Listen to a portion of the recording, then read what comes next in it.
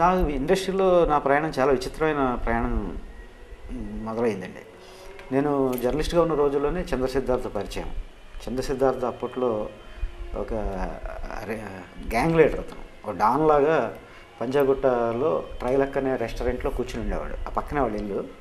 అతను గెలవడానికి సినిమాల్లో ట్రై చేసుకునే వాళ్ళందరూ ఆ ట్రైలక్ కేఫ్కి వచ్చేవారు. ఎంత బాగా కుదిరిందో చూడండి. ఆ కేఫే పేరే ట్రైలక్. లక్ ట్రై చేసుకునే వాళ్ళందరూ అక్కడికి వచ్చేవారు.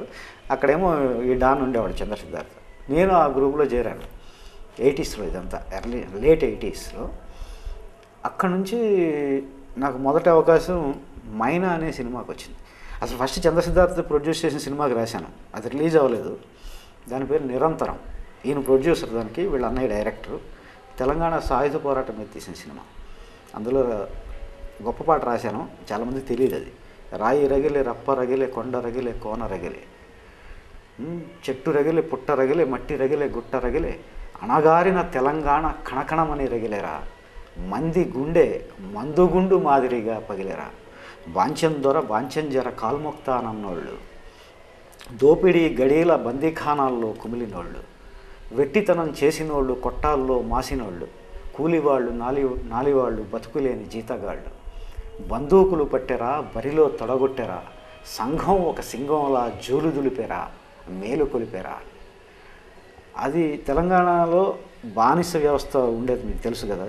ఆ వెట్టితనం చేసేవాళ్ళు అందరూ తిరగబడ్డారు భూస్వాముల మీద, జమీందారుల మీద, రజాకారులతో పోరాడారు. ఆ సందర్భంలో వచ్చే పాట అన్నమాట. నేను రాసింది తెలంగాణ సాయుధ పోరాటం మీద. తెలంగాణలో అది ఏ ప్రాంతానికి ఆ ప్రాంతానికి వాళ్ళకి అడిగే హక్కు ఉంది, వాళ్ళు తేల్చుకుంటారండి. అందులో మనం ఇన్వాల్వ్ అవ్వక్కర్లా. వాళ్ళ ఒక ఆత్మాభిమానం సమస్య అంటారు, అభివృద్ధి సమస్య అంటారు, వాళ్ళు తేల్చుకుంటారు. అయితే నేను తెలంగాణలో ఉన్న బాధితుల పక్షం, ఆంధ్రాలో ఉన్న బాధితుల పక్షం, రాయలసీమలో ఉన్న బాధితుల పక్షం. ఈ 3 ప్రాంతాల్లోని భూస్వామ్య పెట్టుబడిదారీ వర్గాలకి నేను వ్యతిరేకం. అది నా పాలసీ. తెలంగాణ సాధించుకునేవాడిని. అక్కడ ఇక అవసరమైతే వాళ్ళకి అక్కడ బాధితుల తరఫున నేను పాటలు రాయమంటే రాస్తాను. ఎందుకంటే ఇప్పటికీ నేను కమ్యూనిస్టులు ఎవరో పాట రాయమని అడిగినా నేను రాసిస్తాను. తర్వాత మైనా అనే సినిమాకి ఫస్ట్ టైం కమర్షియల్ మూవీలో మైనా అనే సినిమా 96 ఆ ప్రాంతంలో వచ్చింది. అది కీరవాణి గారి మ్యూజిక్. ఆ సినిమాలో 2 పాటలు రాశాను, ఇద్దరమే రాశాను, సీతారామ శాస్త్రి గారు నేను. ఆయన 4 పాటలు, నేను 2 పాటలు. Audio super hit. Cinema release అవ్వలేదు, మళ్ళీ వెయిటింగ్ అవకాశం కోసం. ఈలోపు కృష్ణవంశీ సింధూరం సినిమా తీస్తూ ఆ సినిమాకి కాస్త లెఫ్ట్ ఓరియంటేషన్ ఉన్న వ్యక్తి అవసరం అయ్యాడు అప్పుడు ఆయనకి. నన్ను పిలిపించాడు. నేను ఆ డిస్కషన్స్లో ఇవి పార్టిసిపేట్ చేసేవాడిని. వేషం ఏ నువ్వు ఈ సినిమాకి అని చెప్పి నన్ను బలవంతంగా వేషానికి ఒప్పించి తీసుకెళ్ళాడు. ఆ సినిమాకి డైలాగ్స్ ఎవరు రాస్తారంటే రెగ్యులర్ రైటర్స్ కాదు, వేరే రైటర్ పేరు చెప్పంటే KNY పతంజలి గారి పేరు చెప్పాను. పతంజలి గారిని తీసుకొచ్చారు, ఆయన ఫస్ట్ హాఫ్ రాశారు.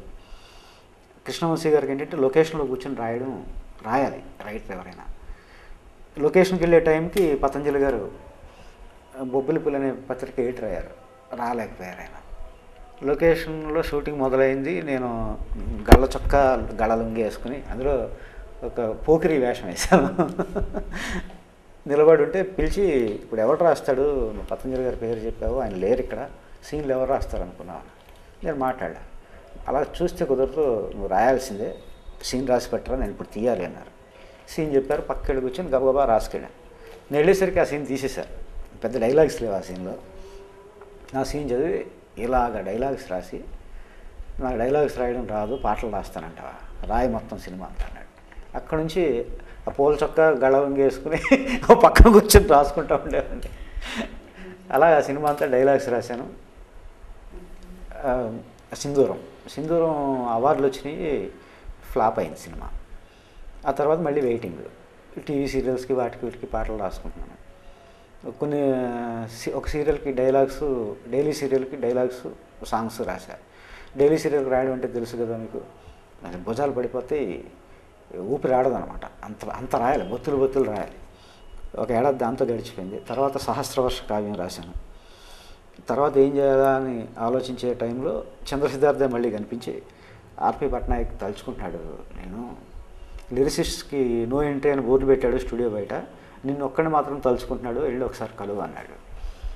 ఆర్పి గారికి ఫోన్ చేసి వెళ్ళాను. ఏమైపోయారండి ఇన్నాళ్ళు, ఎంత ఎతకాలి మీకోసం, అప్పుడు సెల్ ఫోన్ ఉండేది కదా నా దగ్గర అని. బి గోపాల్ గారి సినిమాకి రాస్తారా? అప్పటికి నరసింహనాయుడు సమరసింహారెడ్డి ఊపు మీద ఉన్నాడు. అంత పెద్ద డైరెక్టర్ సినిమాకి రాయమంటే ఎందుకు రాయనండి, రాస్తాను. అయితే పొద్దున్నకి కావాలి నాకు, 100 వెర్షన్లు ఎవరు రాసినా 100 వెర్షన్లు రాసేటప్పటికి ఆయనకు నచ్చలేదు. ఇది ఒప్పిస్తే నువ్వు సినిమాల్లో నిలబడిపోతావు అన్నారు. ఆ నైట్ అవుట్ చేసి 15 వెర్షన్లు రాసుకెళ్ళాను పాటని. గోపాల్ గారి దగ్గరికి చంద్ర సిద్ధార్థ ఆయన కలిసి ఆర్పి పట్నాయక్ గారు తీసుకెళ్లారు. లక్కీగా ఏంటంటే ఆయన ఫస్ట్ వెర్షనే ఓకే చేశారు. ఆ సినిమాయే అల్లరి రాముడు ఎన్టీఆర్ది. ఆ తర్వాత బ్యాలెన్స్ సాంగ్స్ అన్నీ నాతోనే రాయించారు. 4 పాటలు రాశాను అందులో. ఇంకా అక్కడి నుంచి ప్రయాణం ఆగలేదు. మధ్యలోనే ఆ నలుగురు పడింది. చివరికి కీరవాణి గారితో పనిచేయాలని తహతహలాడేవాడిని. ఆయనతో ఇటీవల కాలంలో 2 సినిమాలకి గుండె చెల్లుమంది, ప్రవరాఖ్యుడు, దాదాపు అన్ని పాటలు నేనే రాశాను వాటికి. ఆ మోజు కూడా తీరింది. స్ట్రాంగ్ రిలేషన్ ఏర్పడింది అక్కడ కూడా. హ్యాపీస్. అందరి బంధువయ్య అసలు యాక్చువల్గా టైటిల్ సాంగ్ అని అనుకోలేదు ఆ సినిమాకి. దీనికి హార్ట్ని టచ్ చేసే సాంగ్స్ కావాలి, ఫుల్ ఫ్రీడమ్ మీకు ఆ నలుగురికి ఇచ్చినట్టు ఇచ్చేస్తున్నాను అని చంద్రసిద్ధార్థ పిలిచి చెప్పారు. అనూప్తో కూర్చొని ఆయన ఉండేవాడు. ట్యూన్లు ఫైనలైజ్ చేసుకోగానే ఇంకా మిగిలినంతా నాకు వదిలేసేవాడు.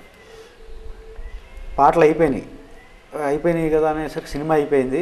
చూశాను, టైటిల్ సాంగ్ ఉంటే బాగుండు అనిపిస్తుంది, రిజిస్టర్ అవ్వాలి అందరి బంధువయ్య అని. అందరి బంధువయ్య అనేది దేవుళ్ళ సినిమాలో పాటే గుర్తొస్తుంది జనానికి. ఆ ట్యూను గుర్తు రాకుండా ఈ పాట ఉండాలి, ఏం రాస్తావో నీ ఇష్టం అని నాకు వదిలేశాడు తాను. అప్పుడు నాకు సహస్రవర్షే గుర్తొచ్చింది. ఒక ప్రాంతానికో, ఒక దానికో, ఒక కులానికో, ఒక మతానికో పరిమితమైంది కాదు మానవత అనేది. అది ప్రపంచవ్యాప్తం. ఆ ఎసెన్స్ చెప్పాలని అలా చెప్పినప్పుడే ఇది బెటర్ అని మీకు మీరు విన్న పాటలో లేని లైన్స్ ఫస్ట్ రాశాను, సాకి రాశాను దానికి.